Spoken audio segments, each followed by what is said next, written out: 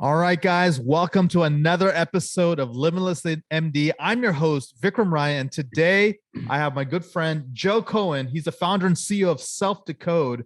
This is going to be an exciting episode, guys. We're going to dig into the human optimization part of our podcast.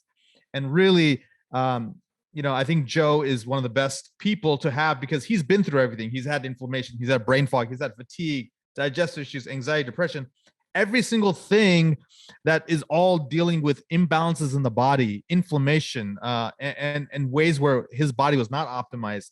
And he was frustrated with the lack of tools and information. So he ended up creating a technology, a tool that literally will help you decode and uncode the strategies needed to optimize your health. So I'm excited. We're going to hear all about his whole story. Joe, welcome to the podcast.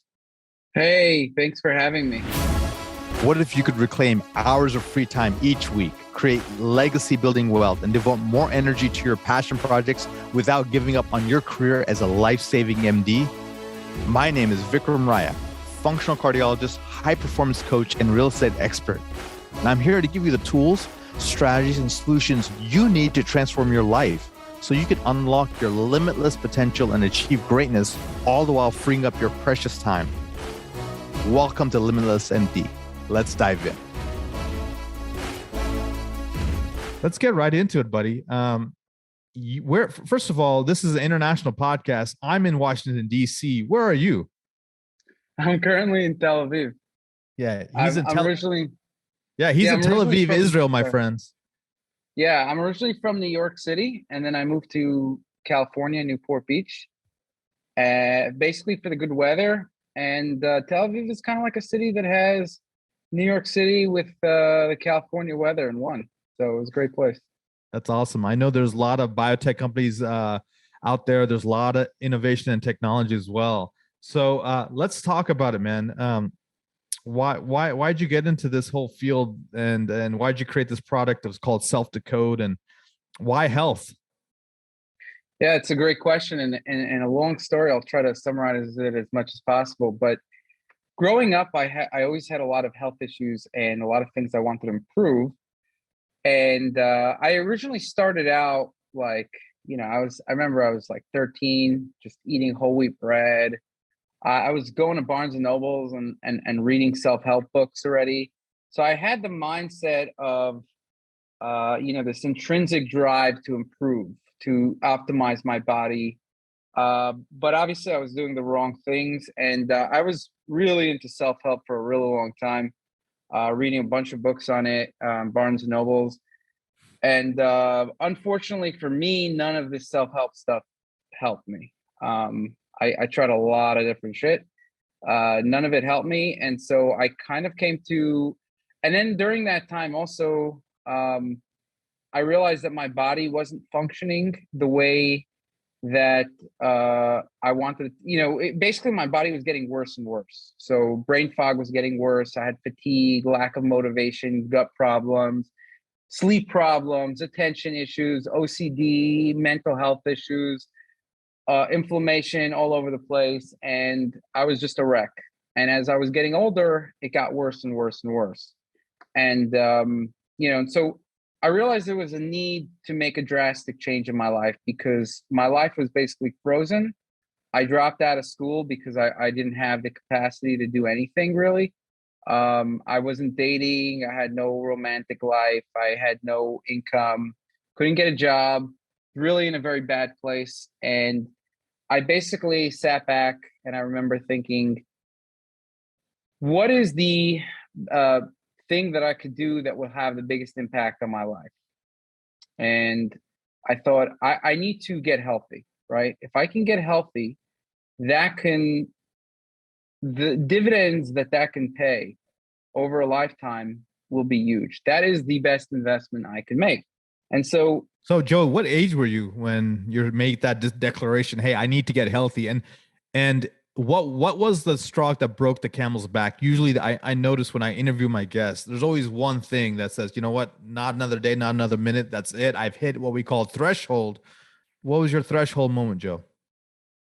So the threshold was over time seeing that my health wasn't getting better, number one. In fact, it was, declining. but there was a moment in time where I tried out a very famous person's regimen. Um, this was in 2011, before they got very famous, and my whole health just declined. And this person was saying, follow me, and you are going to be, you're going to perform like crazy, right? Putting a lot of fat in everything, and I was like, okay. So I tried exactly what the person was doing. I don't want to put anyone down, so I'm not going to give any names. But I tried exactly what the person was doing, and my health took a turn for the worse, worse How than old were you, it Joe? ever was. At that time, I was around 24, Wow. 24. So at a time when you're supposed to be at the peak health, like literally you have all the growth hormones going through, testosterone, everything is, you're supposed to be glowing and really ready to take on life. You're at your worst. I'm at my worst, correct. And so that's kind of where I realized, like, I'm 24. I can't go to school. I can't be in a relationship. I can't work. There's something wrong with me, right? And I remember my mother was telling me, just, don't think about health anymore. Just stop thinking about it. And I said, how am I supposed to not think about it if I'm not, like, if my body's not working, right? So, and she was coming from a perspective of, if you don't think about it, then your mind will, like, make it go away. Where kind of I already had tried a lot of that self-help stuff, and none of it worked for me at all. Like, I didn't have any improvement from any of the self-help I've ever did. So my theory was, okay, so then it was like, okay, I need to change my biology. But I tried, like, the vegan diet of, a whole food plant-based diet, and I tried the high fat ones. I tried a lot of different things of people who were saying that, do my approach, it works for everybody. I'm very smart, and look at me, I'm very successful, or whatever it is, and this works for everybody. So I tried that, and none of that worked for me. So follow the guru's approach failed. And that's when I realized, again, this is for me. I'm not, there's going to be people who are helped by self-help, who follow gurus, and it works out. I'm just saying from very personal experience, it didn't work out for me. And so then I said, okay, I need to understand how my body works. I need to decode my body.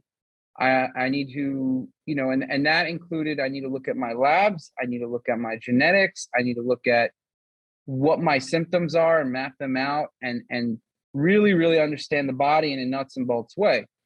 Now, that's when I really decided that that's going to be my life goals. Really, one of my life goals is to really understand the body. And if I can make significant changes in my body, then my theory was that, that would have the best ROI for me throughout the rest of my life. And that's what I did.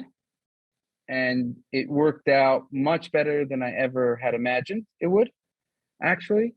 So I started to learn a bunch about the body. I started a website called Self-Hacked, which, Tell us is a about famous website. self-hack. I understand that you were sort of experimenting on yourself, right? You're like, look, I tried what the other guys told me, the gurus, the doctors, the celebrity people on TV and then on the books. Didn't work. Was it because possibly because they weren't personalizing medicine, right? Personalized medicine is the key. It's looking That's what at it was. it's Yeah, decoding 100%. yourself versus decoding the general human out there. So when you learned to decode yourself, how'd you do it? Like, what did you start doing that was different? So I started to learn about the body a lot. And my main interest was in learning about how we're different. Not only, like, if it works for you, then it's going to work for me. I wanted to know, why is something working on this guru and it's not working on me? And that's where I started to discover things about the immune system, how we're built differently, Mhm. things like Th1, Th2, Th17. I wrote very early articles on that in Self-Hack in 2013 already. And that's where what Self-Hack was like a lot of my self experiments. And then I eventually hired a writing team and a bunch of scientists. But it was to figure out how the body was working. But then I kind of figured that in order to really understand the body, you have to understand your genetics. Your genetics are your blueprint. And that's when genetics start to get more popular. And so I said, okay, I need to get my genetics tested and I want to upload it and see what information I can get from it. So are you referring So to like a 23andMe kind of thing? I got a 23andMe, correct. And then, so when I got it, it did a good job on my ancestry, but I didn't really get anything else useful from it. And I tried to upload it into other places and there wasn't anything useful in other places either. And so I said, wait a second, we have this treasure trove of information here, right? With labs and genetics, and there's no freaking way to get any useful information out of this You're thing. basically looking for the Rosetta Stone to translate all those Correct. letters into quantifiable data that then people can actually take action on. Correct, exactly. And so that's how I got into genetics and lab tests. It was in order to improve my own health. And so I started to like really dig deep into it in a very manual way, trying to use some softwares, but it was really like reading studies and looking up my SNPs. It wasn't a scalable approach, and I started doing a lot of consults as well, and people would be giving me their genetic data. I'm like, I don't have time to like look at all your SNPs here. Right. It's a full-time job just for me to look at one person. Guys, and then the SNPs he's talking about are single nucleotide polymorphisms, abbreviated SNPs, SNPs. Correct. So they're these, they're the most common variants that are studied in genetics. That's what the vast majority of studies are published on these days. But in any case, so I figured that I wanted tools for not only for myself, but for everybody, because I was also making a lot of progress based on understanding my genetics, like based on understanding my variants. So Joe, I want to get into something because I think you've set the stage beautifully. My listeners are probably dying to know, what did you do now that, let's say you do the genetic testing, you get the information. Give me 3 things that you specifically did as a result of the information gotten and derived from your DNA and your genes for your brain fog, your gut health, and your mental health. Give me, how did you tackle those things for yourself? So one of the things is that I noticed that I had a cannabinoid receptor variants that were off, and that was causing my Th1 immune system to spike, because the cannabinoid system suppresses Th1. Okay. And so that was very clear. When you looked at the whole picture, it was clear based on my variants, based on my symptomology, based on my immune system, and looking at a bunch of factors together, that my cannabinoid system was not activated enough. And so one of the things that helped actually reduce my food sensitivities were just taking very low dose THC. Now eventually, as an edible, right? And eventually I found better ways to deal with that actually as well. So that was a very, very significant moment in understanding how my biology worked, understanding what kind of food sensitivities I was dealing with. I was dealing with not allergies, but sensitivities, which means that the effects were dose dependent on the foods that I was consuming, rather than, an allergy, whereas if you have a small amount, it could just spike up your immune system, your Th2 immune system. So that's kind of like one piece. When it came to genetics, just to be very clear, there's like really like thousands of bits and pieces that I got, but I'm just going to give you 3 of the examples because you said you wanted 3. Another was very clear that my serotonin system was not working very well, based on a bunch of variants that are related to the serotonin system. And based on that, I actually, number one is I took things that increase serotonin, and that was a game changer for mood and mental health. So, actually my mood and mental health issues were somewhat connected to my inflammation, but actually when I got rid of the inflammation, the mood and mental health issues remained, which means that it was actually more of a genetic thing. And so I was able to get rid of that, which was very significant. And Also, What'd it you do helped for me your gut figure out health? for my gut health, it was mainly staying away from foods that I was sensitive to, Mhm. but also some of the supplements, some anti-inflammatory supplements, mainly also resistant starch and butyrate actually was a game changer for me. So there was like a few game changers for me. Um, and actually that's why I also created as a side project two supplements. One was to increase serotonin for people who are of that type. Now, um, it's called Joe's Mood Daily, and then there was a resistant starch one. Those two things were game changers for me, so I just created those as hobbies. Those are not my main business. It's called Joe's Resistant Starch and Joe's Mood Daily, but that's besides the fact. So let me just wrap it up here for our listeners, because this was a huge takeaway. So there's probably multiple systems that were offline. He investigated them. He got the genes. He looked at the variants, and he derived three pieces of actionable data. He felt like his cannabinoid system was off.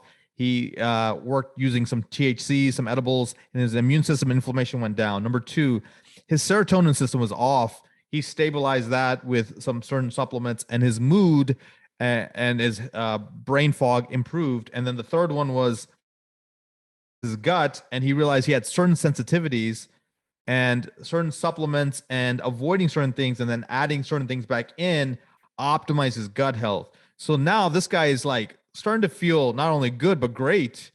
And tell me, how did you decide, hey, look, I want to give back to other folks. I know other people out there suffering from this. Let me figure out a system that's scalable using technology and data and information and genes, and create a platform for them to unlock their genetic greatness. Talk about the product he created, guys, is self-decode. So tell me about self-decode. Yeah, so like you said, it's one thing that I figured out my health issues, and I was able to really do a 180. I mean, go from broke, single all the time till the age of 28, 27, 28. No, it's 28. Never had dates. Now I have a very rich social life, rich dating life. Economically, I'm obviously way better off. The amount that I've accomplished in the business sense, really blows people away when they see what we have, the types of stuff we created, for how much, I mean, we really have done something amazing here. And I can explain what it takes to go into these things, what it takes to create these things. But basically, I mean, my mental health, my happiness just shot through the roof. Everything, the whole motivation, creativity, the whole nine yards. My ability to run a company. It's just the amount of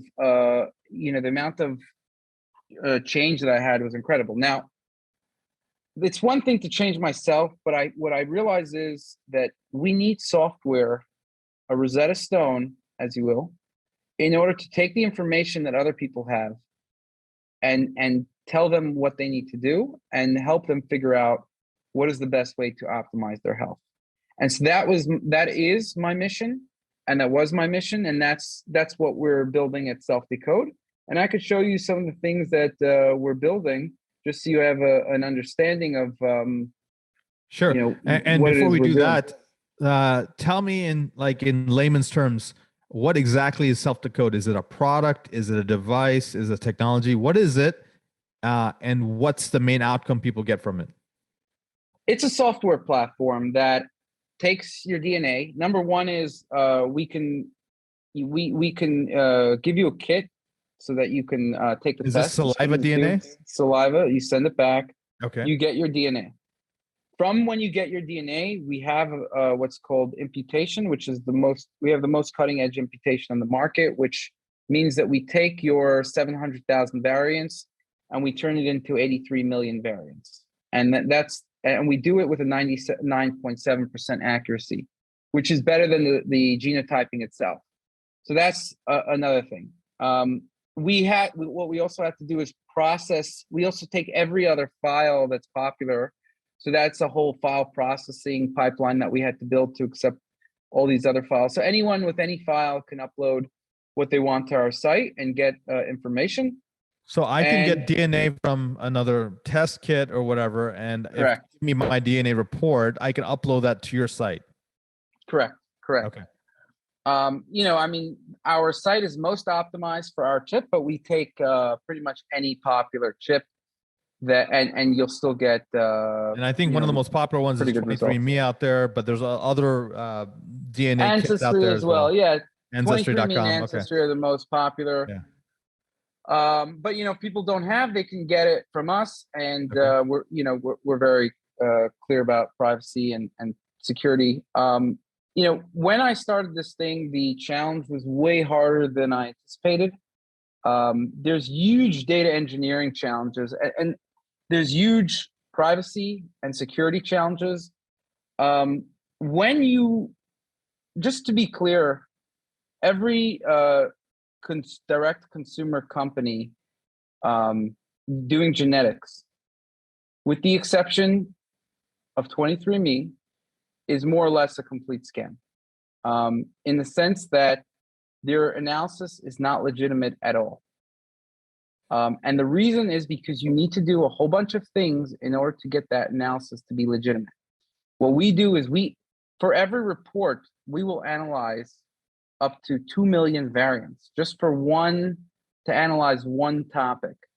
Whereas other companies are using 2 variants to analyze. And literally I've spoken to, I know every company in the space, they're looking at less than 100 variants in total for everything. And so that's something that annoys me, because I wanted to make sure that the platform I built is scientifically legit, and it costs a lot of money. It's a lot of work. And so I think people need to understand that. So Joe, I think you put a lot of energy and time into this platform. Tell me about, like, let's say I have a listener. They got their DNA. They uploaded it into your system. Now what happens? Okay, so let me show you. This is kind of like just this is like the dashboard. You come to the dashboard, you get these are the and what he's describing, guys, for the people who are listening to the podcast, is there's a visual dashboard with a human body with different hot spots. And for example, if you click on the brain, then it talks about mood, stress, anxiety, trauma, things like that. So each of the spots on the diagram correlate with either symptoms or other sub symptoms of that body part. Yeah, so flags the body part based on where you're getting the most risks, and that's based on labs and genetics. And so for me, you could see mood, stress, anxiety, and to a lesser degree psychological trauma as those coming up as the genetic risks. These are reports that are looking at, each of these reports are looking at a million variants usually, and they're very in-depth reports. You could see that heart and blood vessels, and for me, there's one genetic risk for skin. So heart and blood is something that is in my family a lot. There's a lot of heart disease in my family. And so you could see the labs. There's a bunch of labs that are out of the optimal range. And then there's genetic tests as well, such as atherosclerosis and blood pressure, which makes sense based on my family history. But these are genetic predispositions. Now, if we want to look at the reports are categorized based on a whole bunch of different topics that you have. You could see there's brain, gut, heart, hormones, diet and nutrition, sleep, metabolic health, immune function. So, and then let's say we want to click on something like brain, because that's something that is near and dear to me. You could see my risks based on a bunch of different models that we ran. So what I'm getting a sense of is that you've interpreted the DNA data, decoded the DNA data, and then does that correlate with also lab work as well? It does. Okay. Yeah. So I'll give you an example of something that. So basically, what we do is we combine genetics, labs, and environmental risk assessments. And that so means is that through a questionnaire? Yep, correct. Okay. So a questionnaire, actual lab data, cutting edge lab data, and then finally the genetic material. And you take all of this and you create a composite score from all the different sort of head to toe of all the different situations a person can go through. So not 100%. So we create separate scores based on labs. Each one has its own score. We haven't combined them yet. That's a whole R&D project. But essentially, we have a genetic score. We have labs that we show you which labs are just out of the optimal range based on a certain topic, and then we give you a score for the lifestyle. So, like, let's say if we want anxiety, okay. So that's something that I mentioned I dealt with in the past. You could see that I'm in the 80th percentile. We looked at 800,000 variants for this topic. And it says my lifestyle is decreasing my risk for anxiety. So now I could look up, and I could go to a lifestyle assessment that asks me a bunch of questions. And it shows that my risk of anxiety is actually decreased. Now, we have a bunch of recommendations. The recommendations are prioritized based on the ones that have the biggest impact. Every recommendation has genes attached to it. So like why it's personal, like showing how it's personalized for my genes. So let's say psychotherapy is one of the recommendations here. It's number one because it has the most impact and it has the most evidence. But there's also a gene specifically that's related to the cannabinoid 1 receptor. That's the cannabinoid system that I was talking about, that says I'm more suitable for cognitive behavioral therapy. And it shows me the specific variant and the gene, and I could click on and get more information from that.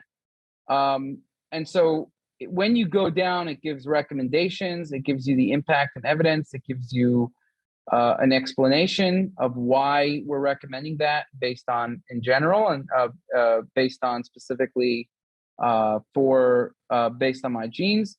You could see this one contains 150 references to PubMed articles usually. So you know what I'm seeing? I love the data and the fact that this is so evidence-based, scientifically referenced. I think it lends a lot of credibility, especially to sort of the high, the higher tier, I guess, consumer out there who's more discerning and really wants to do something that's evidence-based, that's really based on data out there, so that they're doing the right thing. So that's awesome. Who typically uses your technology and software out there? Is it individuals? Is it companies? Is it athletes? Who would benefit the most from all this? So, I mean, we have a platform for individuals. We have a platform for professionals.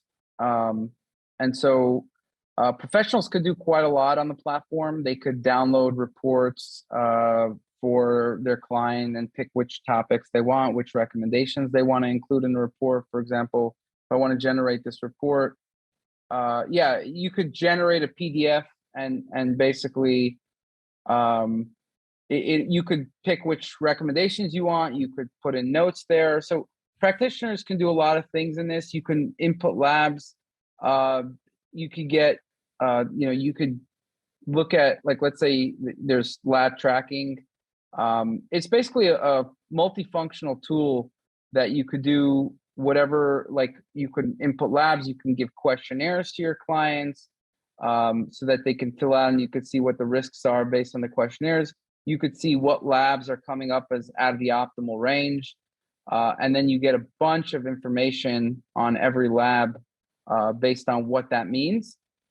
And and so essentially, and the practitioner, so there's there's the consumer one, there's the practitioner one, and then we also license technology out to companies. Okay. What we pride ourselves on is like a very cutting edge ancestry tool and polygenetic risk scoring tool. And, we want to actually take that into conventional medicine. So that's something that we're working on is to make the polygenetic risk tool, which is basically looking at all of an individual's variants that are relevant to a specific topic. And if you only look at one variant, the prediction is very, very, very, very small, right? If you look at the more variants you look at that are relevant, the better prediction that you can have. And so that's our goal, is to look at our goal is to look at is to have the most cutting edge polygenetic risk scoring. And so we license out the technology to other companies as well who want to basically Joe, have where do you see the future of medicine? Where do you see how medicine will be practiced in the future? Do you think DNA and genetics will be pretty much mainstream in the future? And what are the things that, and we'll start with that, and then I also want to end with maybe how is the biohacker or the person who wants to become humanly optimized, what is their strategy? But let's start with first the medicine of the future, the doctor of the future. Are they going to be using? Is this going to be more mainstream? Yeah, so the polygenetic risk score is definitely going to get into mainstream medicine.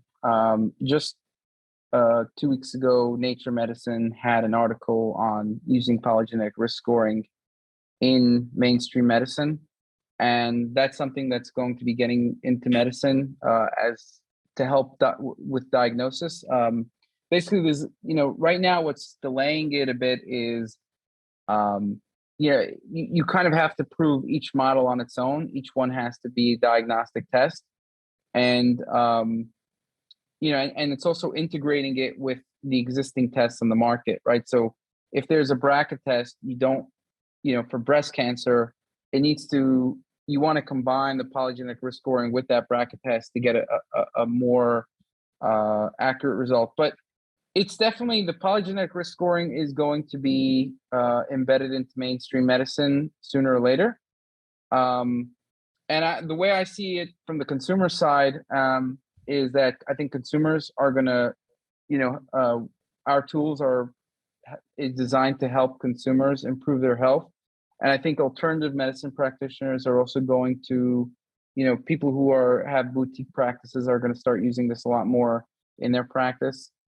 So I think this is going to get way more embedded into both conventional and, the boutique medicine or functional medicine. Yeah. So if I am a 45-year-old doctor and I'm pretty healthy, one, if I want to bring this into my clinic, what are my options? How do they get a hold of you, Joe? Or what's the best way for them? If I want to add this as maybe a concierge service, or as a boutique service, or potentially I'm doing a little bit of functional integrated medicine, I want to add this as another layer, or potentially I'm a cardiologist and I want to go in depth with my cardiovascular risk using genetics. What's the next step for a doctor to potentially use your technology or other technologies like yours? Yeah, so they can go on the website and just sign up. What's the website? That easy. selfdecode.com. selfdecode.com, and that's going to be in the show notes. Right. Okay, self-decode. Just I called it that so that people, basically people are decoding their self, right? Right. And this is self-decode. There's a practitioner portion for the website? Correct. So the practitioner portal allows practitioners to have multiple patients. They also can get extra reports. For example, if especially if they have a NPT code, we're going to start, giving them more disease reports, cancer, different kinds of reports like that. Okay. And then my second question is, I'm a 45-year-old healthy entrepreneur, business leader, CEO, and I want to take my health to the next level. Besides SelfDecode, give me 3 other strategies for a person who wants to become humanly optimized. I think the problem is, the strategies, there's not one strategy that works for everybody. Yeah. I think that's the part of the problem. I mean, I can give you like the top 3 strategies for me, but I don't. Yeah, what do you use? For a fact. Like after you've done everything that SelfDecode has given you, what are you doing next to get to the next level? So the things that take me to the next level, like resistant starch is one of them. Mhm. Uh, uh, Pregnenolone is another one. Okay.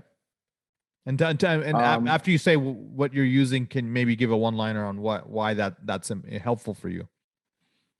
Pregnenolone is helpful for me because it increases dopamine, and I have a gene that so dopamine genes are a little complex. Some of my dopamine genes are functioning well, but some of the other ones are not functioning well, and so if I take certain things that increase dopamine, it turns out that it's not good for me. Like it sounds weird, but my dopamine, my prefrontal cortex actually works very well. And so if I were to take Adderall or something, um, ADHD is mainly a lack of dopamine in the prefrontal cortex. And so that actually makes me worse because my dopamine is already pretty high there. Whereas in other areas of the brain, it's not as high, or it's not high at all, or it's not as high, let's say. So pregnenolone increases dopamine, and I would say that I take another thing to increase dopamine as well. Um, Something to be careful about, because dopamine and serotonin antagonize each other. So I have this balancing act where I increase serotonin and my dopamine goes down, and then I increase my dopamine. And so the serotonin is really also good to helping you fall asleep. And so when I started taking things that increase my serotonin, all of a sudden my sleep was like perfect. When I do some experiments to increase my dopamine, my sleep can go down. So it's a little bit of a balance. You want to get your dopamine and serotonin to be balanced. And also it depends on the time of the day, the dosing. So that's something you want to get right. But I think like balancing my neurotransmitters was very important. And again, everybody's got a different balance. So I can't tell everybody to increase their serotonin, even though I sell a supplement that does that, right? I don't recommend it to Got it. everybody. Yeah, Um, I love the mantra of just personalization, right? Getting each person yeah, has unique genetic experience and unique biochemical epigenetic milieu, and you got to really respect that and start targeting for that versus one size fits correct, all. So I love that. correct. What's the impact, Joe, you want to have on the world? I would like for people to really improve their health significantly. I mean, I think if people were able to, I don't know if everybody's going to have the same level of change that I had, because I really had a very, very dramatic change. Um, Now, but even if people had half of the change or a third of the change that I had, I think the change in the world as a whole would be massive, like really massive. And so that's kind of where I think that I would like to contribute to that, where, if I can improve somebody's health using the tools that I built, the team built, right? We have a team of 85 people. It's not just me. But the tools that we built, um, you know, just one person, every person that does that could have a massive impact on their life. And if we could do that for a lot of people, I think, um, you know, I think, like, for example, if we could make, some top genius scientists that may have not been performing as well, all of a sudden they find a cure for cancer. I could see it as like having a multiplier effect. So I think number one is my goal is to really improve the health of as many people as possible. And so we're basically doing that in as many ways as possible, through a direct consumer app, through practitioners, and also through licensing the technology to any company who wants to embed it in their software, um, so that we can take it further, right? So the more people that use it, the better. That's awesome, Joe. Thank you so much. And then where can our listeners find out more about you? Is it selfdecode.com?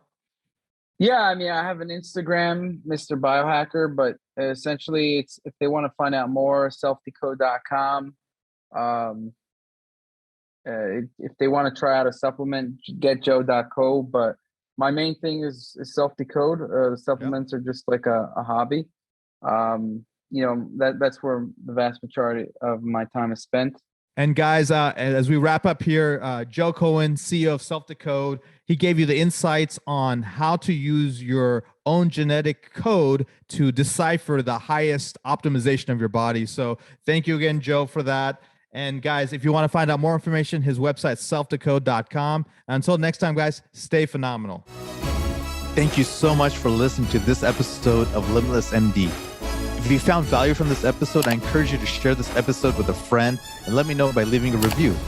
For more information, make sure you check out the links in the show notes below or simply visit vikramraya.com. So until next time, my friends, be phenomenal.